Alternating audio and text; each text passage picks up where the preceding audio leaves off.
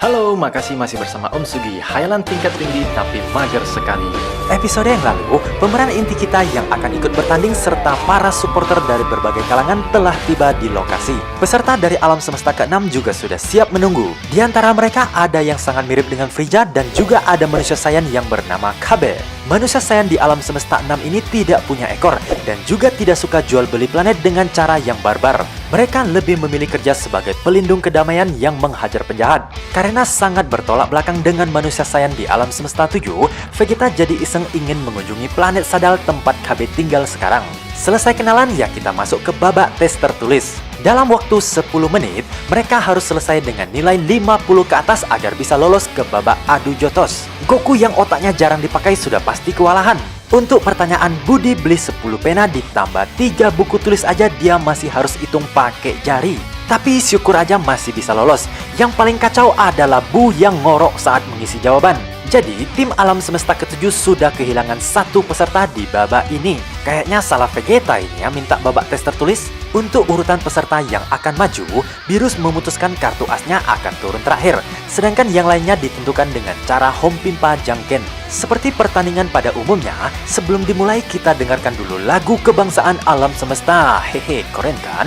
Dan untuk membuka pertandingan, alam semesta 6 mengutus Botamo si beruang kuning. Sedangkan perwakilan alam semesta ke-7 adalah Son Goku si maniak bertarung. Gong dibunyikan dan pertandingan pun dimulai.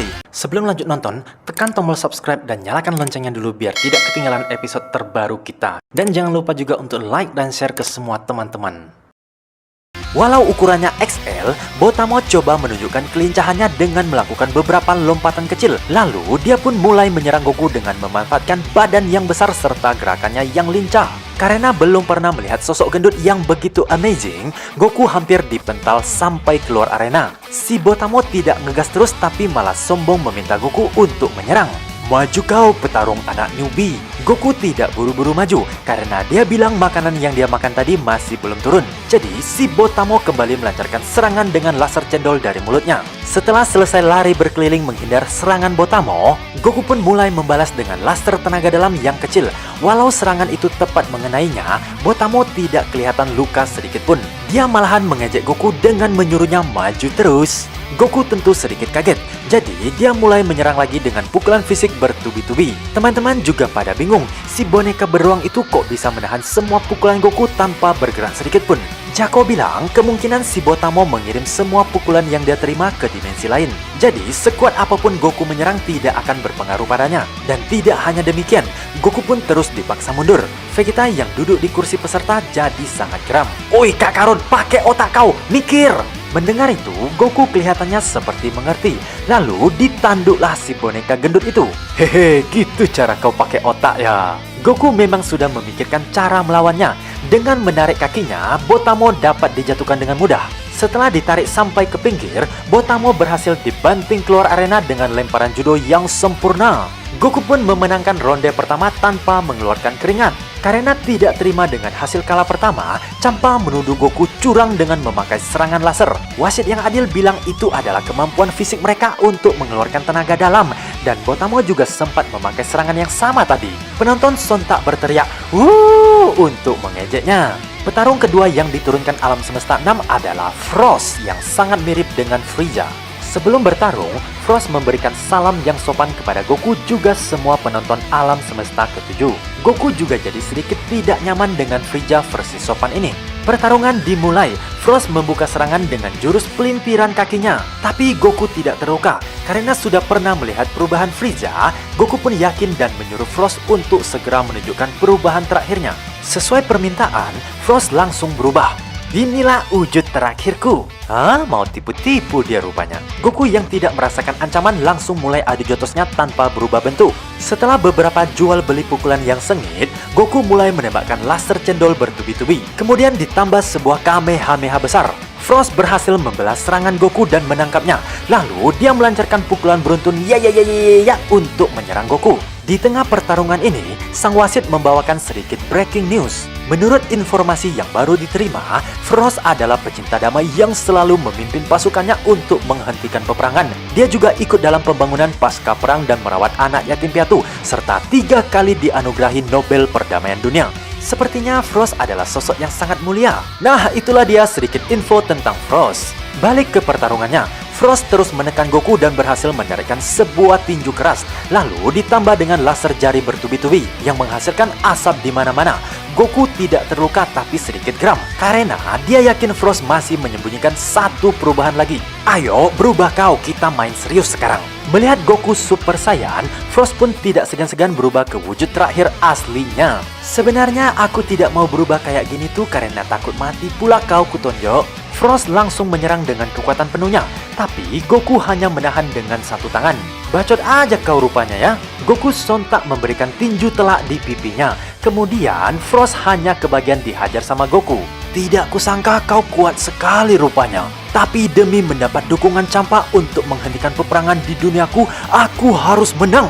Frost kembali menyerang, tapi malah balik dihajar terus. Goku sampai kelihatan seperti penjahatnya. Teman-teman juga pada memberikan dukungan ke Frost. Dengan semangat yang membara-bara, Frost memberikan sebuah tinju yang kelihatannya tidak ada apa-apanya, tapi berhasil membuat Goku puyeng dan sempoyongan.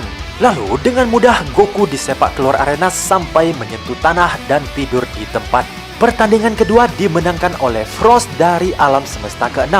Teman-teman juga sontak kaget melihat Goku yang sudah pasti menang malah kalah karena serangan seperti itu. Goku yang sudah sadar mengira Frost mungkin punya jurus andalan yang sangat hebat. Tapi Jaco dan Vegeta merasa ada yang tidak beres. Kemudian Frost datang memberikan salam persahabatan serta mengangkat tangan Goku selayaknya sebuah pertandingan yang terhormat. Semua penonton ikut memberikan tepuk tangan yang meriah kepada mereka berdua. Beerus tentu sangat kesal, tapi biar tidak kelihatan oleh musuhnya, Beerus coba untuk menekan amarahnya sembari menepuk dada Goku dengan ekspresi yang sangat terpaksa. Kalah atau menang itu biasa, tidak masalah sama sekali kok. Hehehe. Dengan gugurnya Goku, Piccolo yang akan maju untuk meneruskan pertandingan. Sebelum turun ke arena, Piccolo tanya pada Goku apa dia punya kesempatan menang. Dengan polos Goku menjawab, "Tidak bro." Karena merasa diremehkan, Piccolo langsung melepas baju pemberatnya dengan gaya yang memukau penonton. Setelah sedikit curcol, Frost pun mulai menyerang. Piccolo menghindar dengan cepat dan langsung mulai mengumpulkan energi untuk menembakkan makan kau sepuasnya. Goku yang sudah lama tidak melihat jurus yang pernah membunuhnya itu jadi sangat semangat. Tapi Vegeta berpikir lain, karena jurus itu perlu waktu yang lama untuk mengumpulkan energi. Sebagai petarung yang handal, Frost juga menyadarinya. Jadi dia terus menembakkan laser dari jarinya untuk mengganggu. Piccolo hanya bisa mengelak sambil sesekali memberikan serangan balik dan terus fokus mengumpulkan energi. Frost menambah serangan lasernya dengan 2 jari dan akhirnya berhasil melukai kaki Piccolo. Tapi sang mantan Raja Iblis tentu tidak akan keok semudah itu. Piccolo mulai menggunakan jurus bayangan untuk mengulur waktu. Frost jadi geram dan melepas sebuah ledakan tenaga dalam yang besar untuk menyapu semua bayangan Piccolo. Kemudian dia beralih ke serangan fisik. Karena harus fokus mengumpulkan energi, Piccolo hanya bisa bertahan dengan satu tangan. Jadi tidak sulit bagi Frost untuk mendaratkan pukulan dan juga tendangan keras yang mematahkan tempo Piccolo. Aku memang... Nani? Dengan tangannya yang bisa lentur seperti ular, Piccolo berhasil mengikat Frost. Ternyata itu semua adalah jebakan Batman Piccolo. Dia sengaja membiarkan kakinya tertembak agar mudah diserang. Dengan begitu, Frost akan menjadi lengah. Hehe, aku ini ahli strategi di alam semesta ke-7 loh. Saat Piccolo akan melepas tembakan jurus pamungkasnya, makan kau! Kok jadi oleng nih? Di detik-detik terakhir Piccolo akan mengalahkan lawannya, kejadian aneh yang serupa saat Goku bertarung melawan Frost kembali terjadi. Bisakah Piccolo mengalahkan Frost atau sebaliknya? Nonton episode selanjutnya di Anime di Anywhere.